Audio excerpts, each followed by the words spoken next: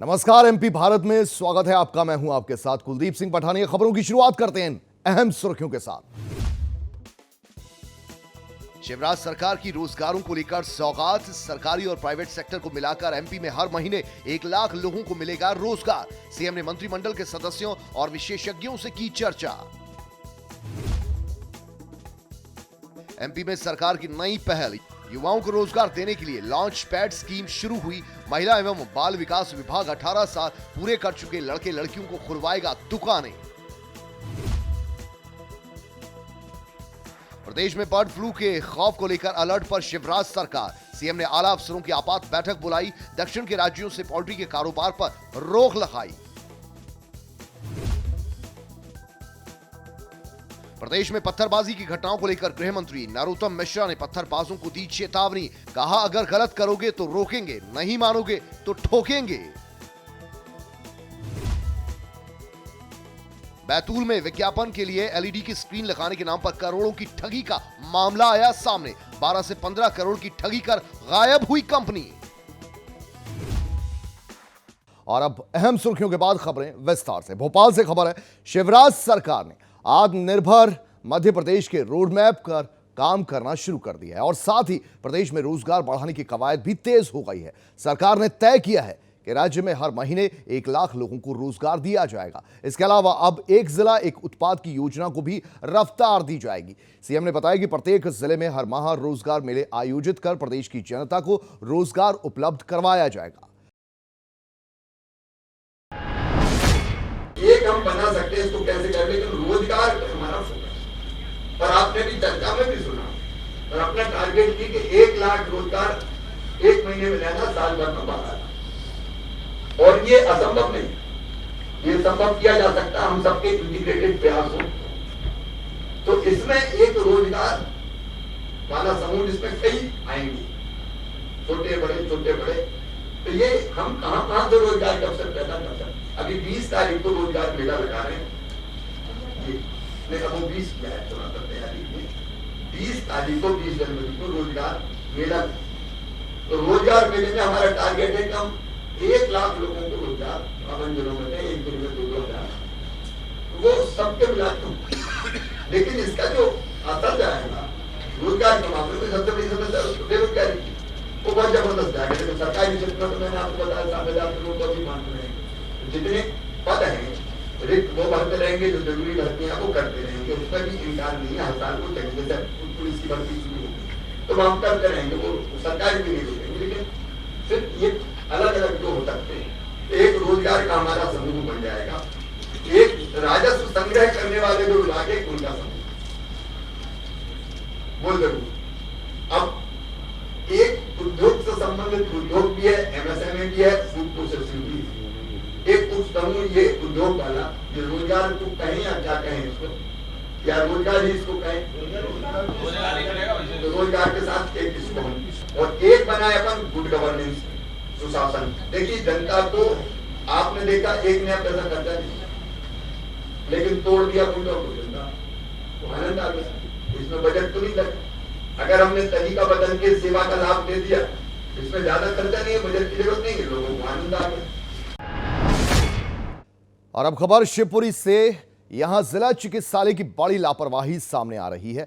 कल अस्पताल में आपको बता दें, महिला की मौत के मामले में एक नया मोड़ सामने आया। दरअसल बीते दिन महिला की मौत के बाद अस्पताल प्रशासन ने मृतका के परिजनों पर अभद्रता का आरोप लगाया था, लेकिन अब इस मामले पर परिजनों द्वारा सोशल मीडिया पर एक वीडियो वायरल किया जा रहा है। इस वीडियो में दिखाई दे रहा है कि महिला नर्स के इंजेक्शन लगाने के बाद महिला की तबीयत खराब हुई और उसके बाद उसकी मौत हो गई। वहीं पुलिस ने इस मामले में नर्सों की शिकायत पर 3 अज्ञात लोगों के खिलाफ मामला दर्ज कर लिया है, लेकिन मृतका के परिजनों के आवेदन पर पुलिस द्वारा जांच की बात कही जा रही है।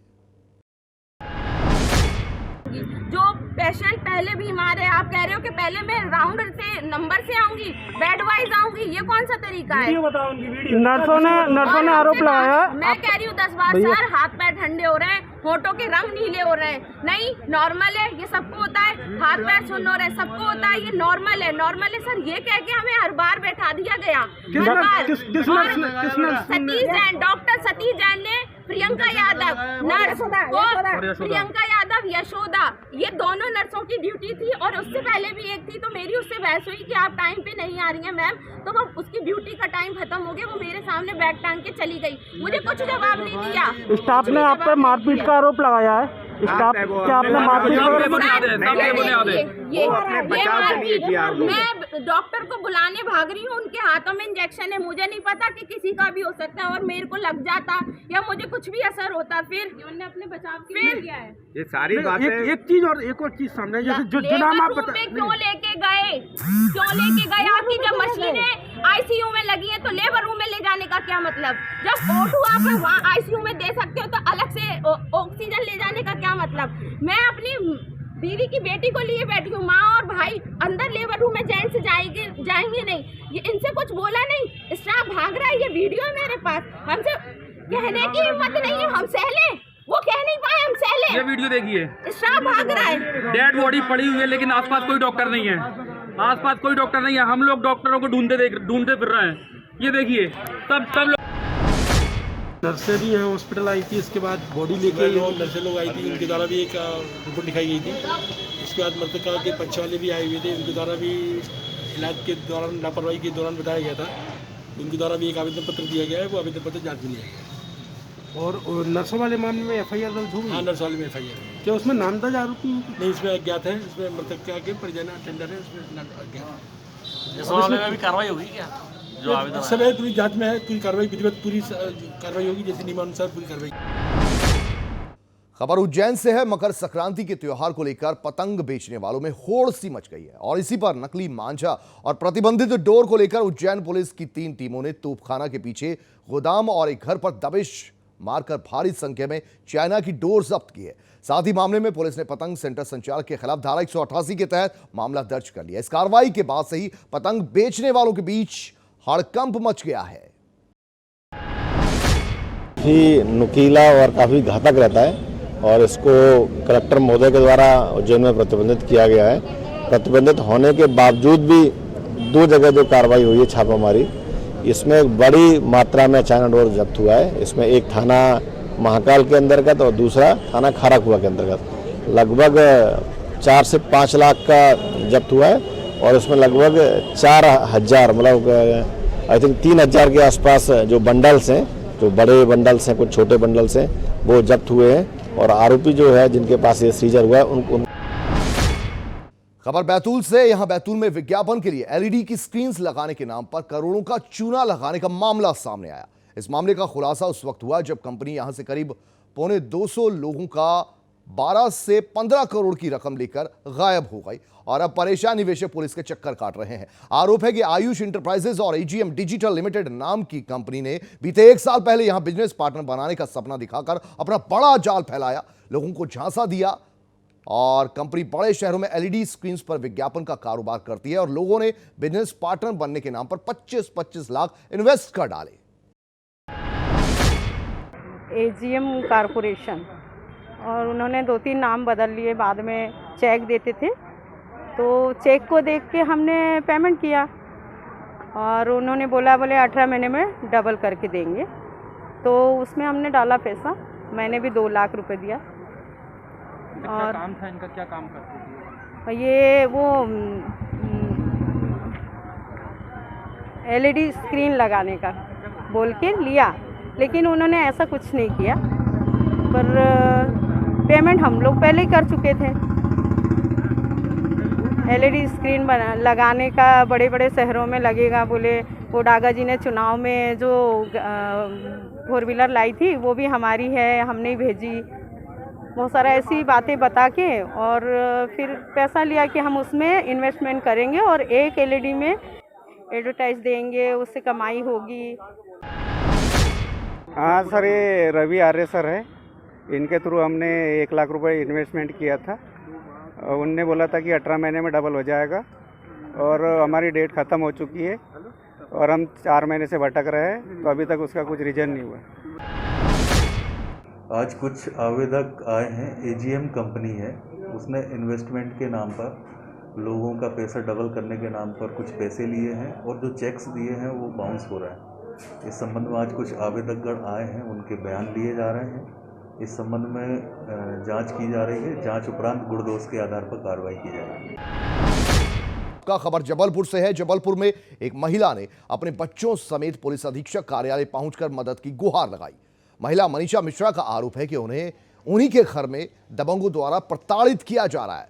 महिला न्यू कंचनपुरी निवासी है और महिला का कहना है कि दबंग जमुनुक शेख और उसके साथी उनके मकान को अपना बताकर कब्जा करने की नीयत से उनके साथ मारपीट कर उन्हें घर से बाहर निकाल चुके हैं और अब महिला का परिवार मकान के सारे कागजात होने के बावजूद बेघर हो गया है। मेरी समस्या ये है कि मेरे घर में 29 तारीख को दबंगों ने घुस के सामान फेंक दिया। मेरी बच्चियों से गंदी हरकतें की, हम लोगों को मारा, हमारे कपड़े तक फाड़ दिए। कौन लोग थे? जुम्मन सेन, ये बीजेपी, ये कांग्रेस जो है ना, आलोक मिश्रा उनके साथ का आएगा, लेकिन वो उनके सबके बड़े लोगों की दम दिखा के नेताओं की और हम लोगों के संग बहुत जाति कर रहे हैं और कोई प्रशासन हमारी अभी कहीं कुछ मदद नहीं कर रहा है। इसके लिए आपने कहीं शिकायत की है? हाँ, हमने यहाँ आधारताल थाने में पहले शिकायत की, फिर सीएसपी के पास सीएम हेल्पलाइन के द्वारा सीएसपी को शिकायत की, एसपी सर को शिकायत की, आईजी सर को शिकायत की। सबकी हमारे पास कॉपी है। हमने कोई कार्रवाई नहीं हो रही। क्या आश्वासन मिला?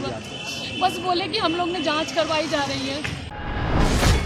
विवाद है, उसमें दोनों पक्ष के तरफ से लोग आए हैं। एक में वो आवेदिका है, एक में अनावेदिका है। तो उसकी जांच मैंने सीएसपी आधारताल साहब को दी है। उसको अच्छे से चेक कर लेंगे कौन सा पक्ष सही है कौन सा नहीं है। ज़मीन का मैटर रहेगा तो वो फिर मजिस्ट्रेट या फिर संबंधित कोर्ट ही उसका निराकरण करेंगे। बैतूल में स्वयं सहायता समूह की महिलाओं का एक अनोखा प्रदर्शन देखने को मिला। स्वयं सहायता समूह की महिलाएं शासकीय विद्यालयों में बच्चों के लिए भोजन बनाती हैं, लेकिन कोरोना के समय से अब तक 6 महीने बीत जाने पर भी स्वयं सहायता समूह की महिलाओं को वेतन नहीं दिया गया। प्रशासन तक अपनी बात पहुंचाने के लिए महिलाओं ने फांसी का फंदा डालकर कलेक्ट्रेट ऑफिस तक रैली निकाली, जहां उन्होंने तहसीलदार को अपनी समस्या बताते हुए ज्ञापन सौंपा। सर, हमारे 6 महीने से हमारे पेमेंट नहीं डला है, तो इसलिए हम यहाँ पेमेंट के लिए सरकार के पास आए हैं। और अगर अब से हमसे जल्द से जल्द हमारे पेमेंट नहीं डलेगा तो हम वोट नहीं देंगे, पंचायत वालों को भी और सरकार को भी। और क्या करेंगे? हम गांव-गांव घूमेंगे और सरकार से विरोध करेंगे। रसोईया महिला स्व सहायता संघ द्वारा मध्याह्न भोजन में कार्यरत बहनों को 6 माह से मानदेय नहीं मिला है। इसका ज्ञापन उनके महिला कर्मचारी अधिकारी द्वारा दिया गया है, जिसे वरिष्ठ अधिकारी को सौंप दिया जाएगा। सर, ये लंबे समय से मांग कर रहे हैं, इसके पहले भी आते हैं। अब संबंधित विभाग से पूछ कर ही बता पाएंगे, क्योंकि मेरे को ज्ञापन मिला है जिसका मैं नियमानुसार कार्रवाई कर रहा हूँ। अशोक कुमार डेहरिया, तहसीलदार बैतूल। खबर जबलपुर से है, जहां कलेक्टर ने शराब की दुकानों पर कार्रवाई करते हुए 8 दुकानों के लाइसेंस निरस्त कर दिए। दरअसल दुकान संचालक प्रशासन द्वारा तय किए गए शराब के दामों से ज्यादा दामों पर बिक्री कर रहे थे, जिसकी सूचना मिलने पर आबकारी विभाग ने मामले का संज्ञान लेते हुए जांच के बाद 8 शराब दुकानों के लाइसेंस को एक ही दिन में निरस्त कर दिया।